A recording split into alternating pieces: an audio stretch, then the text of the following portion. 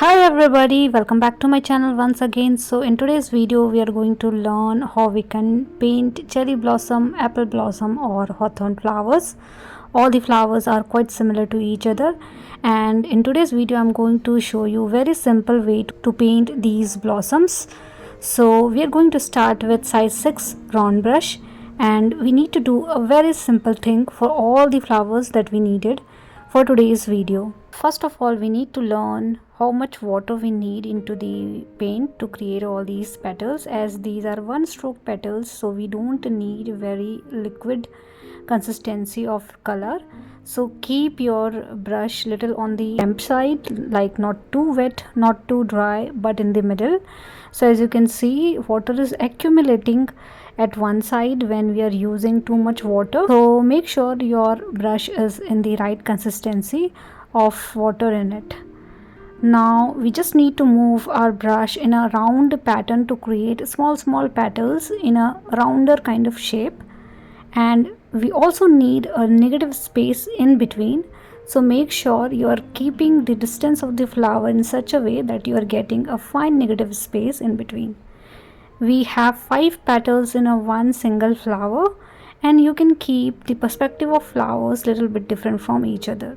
Now these are very small flowers, so I'm not concentrating much on perspective. I'm keeping the flowers simple and simple perspectives in it.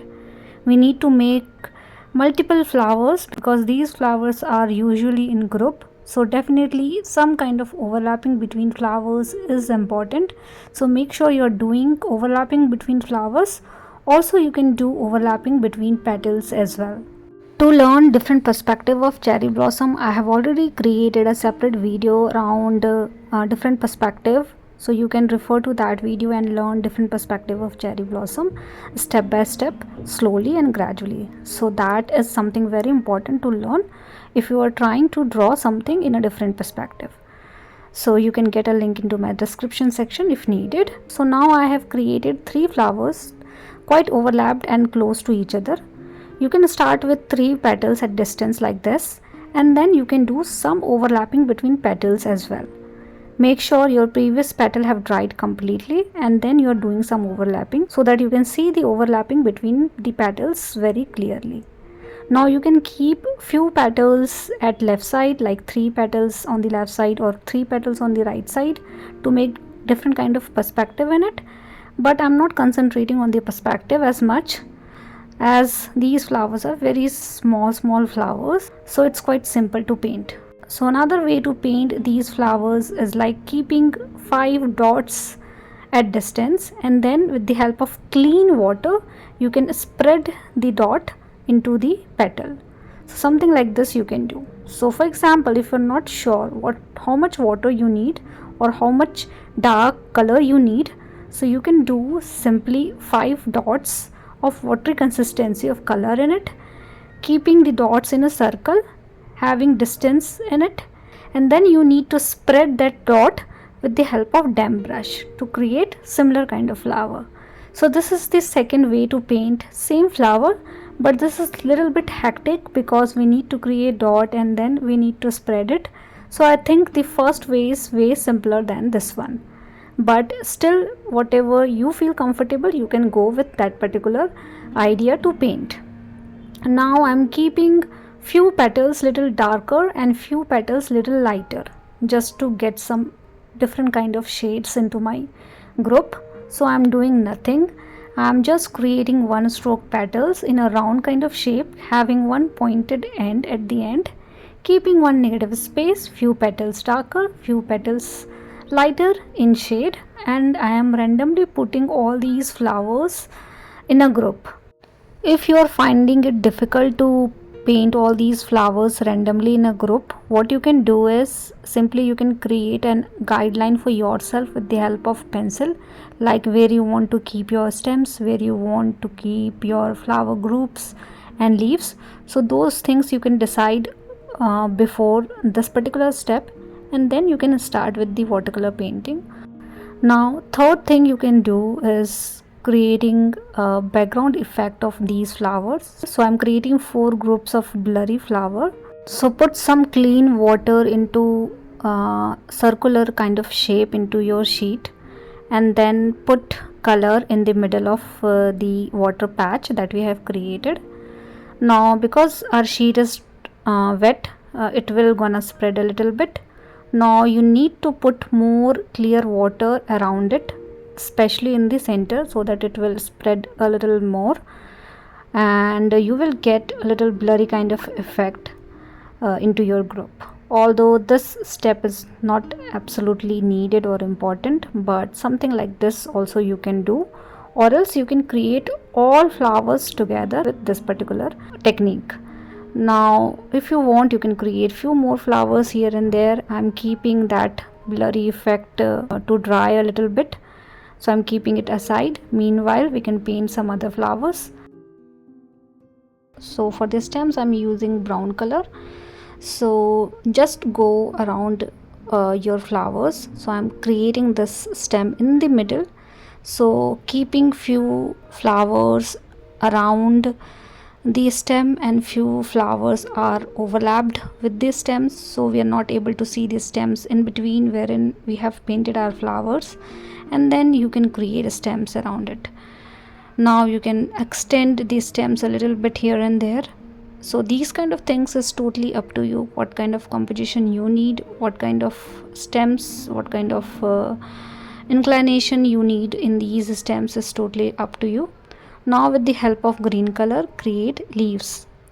For the first layer I am creating little lighter shade of leaves. These are one stroke leaves having multiple serration in it. If you have ever seen Hawthorn leaves, these leaves are little bigger and having deep serration into it. So keeping two deep serration, and in the middle leaf you can keep little lighter serrations as well. So something like this we have created with simple one stroke technique. Now you can do some extra petals around the blurry effect that we have created to make it look like flowers are visible but not fully. So I'm creating few petals which is visible, few petals which is blurry. So something like this you can do in a group. Although you can completely avoid this particular technique and you can paint all the flowers in a simple way like we have created in the first way. Now in the middle we need to create fine stems, because all these flowers are attached to the main stems. So we cannot do this step for all the flowers, but at least we can do for few in between wherein we can see the gap.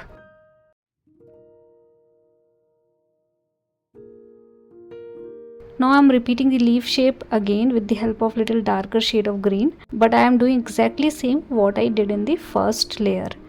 So keeping little longer leaf having deep serration into it. So something like this you can do to create leaves. Again, where you want to keep your leaves, where you want to keep your flowers is totally up to you. If you are not sure how we can paint and compose all these flowers, you can refer to any reference photo from the Google, or you can do like mine as well, or you can do your own. Totally fine. Now I think this much leaf is enough for this particular group.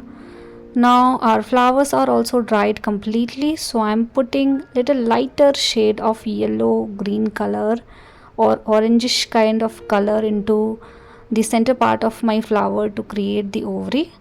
So you can simply put orange color in between these flowers wherein we have kept our negative space. Even if you're not seeing any negative space, you can simply put this color here and there to make it look like the center part is visible. Now with the help of reddish orangish color again, you can create little dots around the flower. So these dots are totally depend on perspective, but as we are not concentrating on perspective much, you can keep all these dots around your flower petals. You can use a smaller brush as well to do all these things. Although I'm using same brush, I'm using tip of my brush to do these fine elements. So if you have enough control over your brush, you can do directly with your bigger brush as well. If not, you can use smaller brush. Now keeping all these dots around my flower, making it look like these are the hawthorn flowers or cherry blossom or apple blossom, whatever you like to say it. And then These are the stamens. We need a line which connects these dots from the center part of the flower, but again these are in a group, so we do not have very defined line. So I'm randomly creating couple of lines with the lighter shade of green color around few flowers for few stamens. So this is not something that we need to do accurately for each and every flower, but randomly you can do it. And this is the final step, and we are almost done with the today's video. So you need to concentrate on three things. Basically the color shade, little bit lighter, little bit darker, combination is needed. Then these small stamen that we have created, and the flower should be overlapped with each other. So make sure you're doing these three things and you can paint this particular group of flowers easily. So hope you have liked it, and thank you so much for watching. See you guys in the next video.